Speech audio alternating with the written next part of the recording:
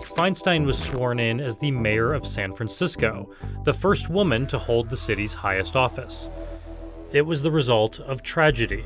She was president of the city's board of supervisors when two of her colleagues were murdered in City Hall. As president of the board of supervisors, it's my duty to make this announcement. Both Mayor Moscone and Supervisor Harvey Milk have been shot and killed. Jesus Christ!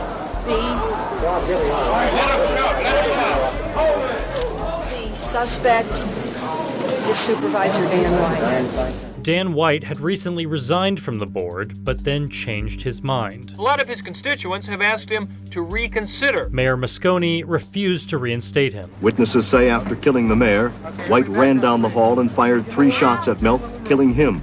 Milk had opposed the reappointment of White. Harvey Milk, the most unorthodox politician, a homosexual, elected not in spite of it, but because of it. Feinstein instantly became acting mayor, and on December 4th, the Board of Supervisors elected her to finish out the remaining 13 months of Mayor Moscone's term. She was sworn in by Chief Justice Rose Bird, also the first woman to hold her office. She was re-elected twice by San Francisco voters. She led a complete rebuild of the cable car system, which opened just in time for the 1984 Democratic National Convention. In 1992, Dianne and I are going to open up the doors to that United States Senate, and it will never be the same. Thank you very much. Congresswoman Barbara Boxer and former Mayor Feinstein were each elected as the first female senators to represent California, raising the total number of women in the Senate to 5.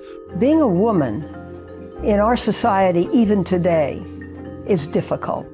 At times, she appears to be the quintessential California liberal. She was almost picked as Walter Mondale's running mate in 1984. This was going to be the cover. Is that right? Yeah. She authored the federal assault weapons ban in 1994. I've seen assassination. I've seen killing. I know what these guns can do. But she's often too moderate to win even her own party's approval. She was criticized for her response to these children advocating for the Green New Deal. I know what I'm doing. Maybe people should listen a little bit. Dianne, for a long time, has been booed by members of the Democratic Party. She was always considered too conservative. Yes, I support the death penalty. The people of this state want to be protected. Dianne has been on the wrong side of history on some of the biggest issues of our time. I am in the mainstream of the party, and I do consider myself a centrist.